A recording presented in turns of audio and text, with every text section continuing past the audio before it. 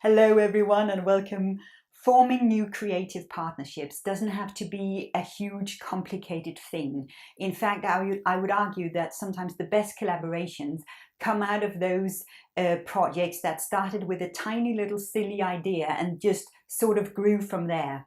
However, there are a few things to keep in mind when going into new partnerships and forming new contacts, both when it comes to looking at how can you benefit as an organization, what do you want to get out of it, but also how can you expand on your collaboration and can it potentially lead to more. As always, remember to like the video, subscribe to the channel and add your comments below.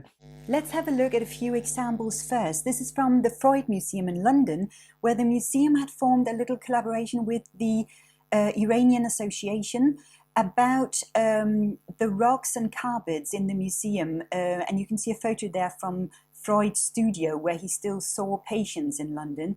And this is just such a brilliant little way of adding more knowledge and information to a very specific thing and story in your collection. There is a little bit of text there from the association about sort of the colors and the symbols of the rugs and how to view the rugs, and also a little bit about the traditions of sort of these specific patterns and so on. And some visitors might come with a very specific interest in a very sort of narrow aspect of your collection or of your objects, and it's just nice to be able to add a little bit of professional expertise, knowledge on something by reaching out to potential partners and do something like this. And this was literally just a tiny little label as part of the exhibition.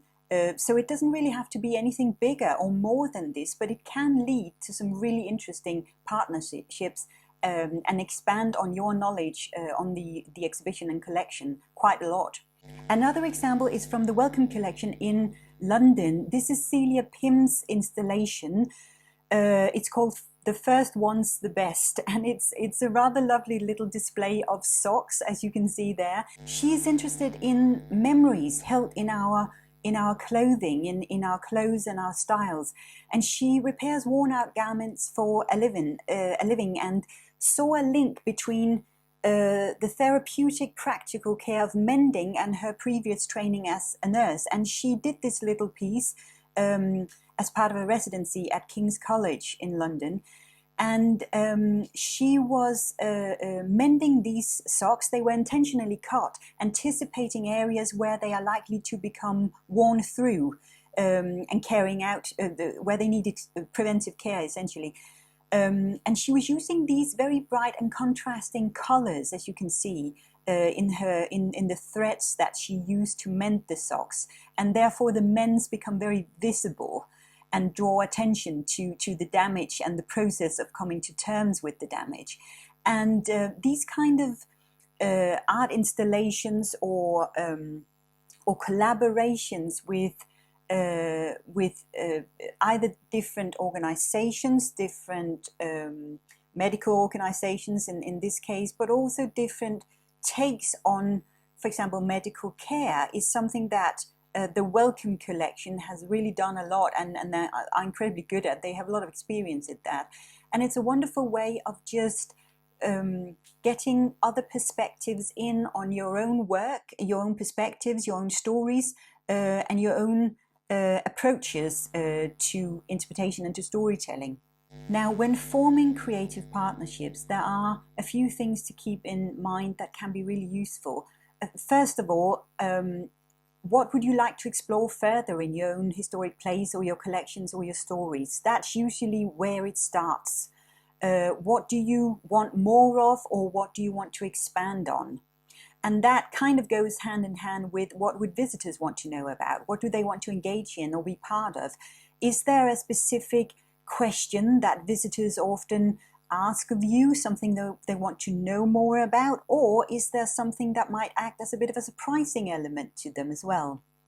How can you get in touch with potential partners? Now, this is interesting because sometimes it doesn't have to be that difficult. Sometimes it's all about writing that email or picking up the phone and making that phone call. Now, that might not always be successful, but sometimes you would actually be surprised just about how interested other partners, organizations, and so on can be in a collaboration. Most actually find this rather exciting.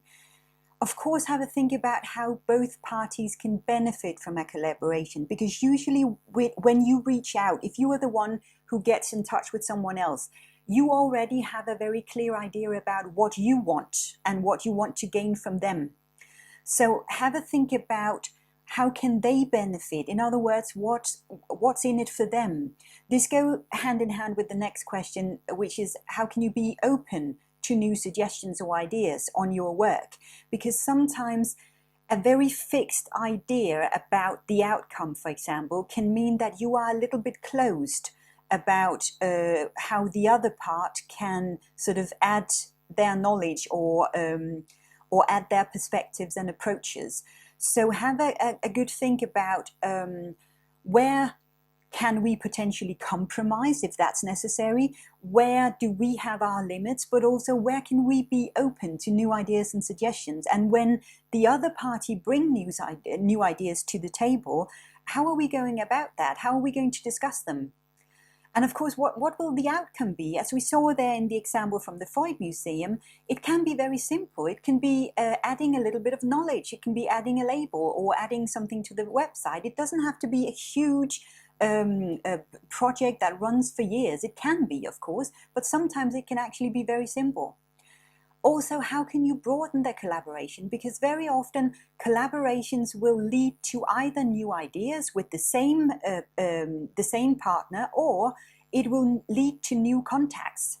And it's very, very useful to have an idea about what might come of this and how can we benefit, how can we make good use of this collaboration. Forming new creative partnerships can be such an eye-opener. It can be such a brilliant way of getting new creative perspectives, ideas, brainstorms, suggestions, work methods and approaches into your own established work process. And it can really be something that can shake things up in a really, really good way, both when it comes to your specific area of expertise or knowledge, your collection, but also when it comes to the way you work within a museum or heritage sites. I would really love to hear about some of your examples. Do you have some good examples of collaborations? What was done? What worked well? What was the outcome? It would be really, really great to hear about your experiences here.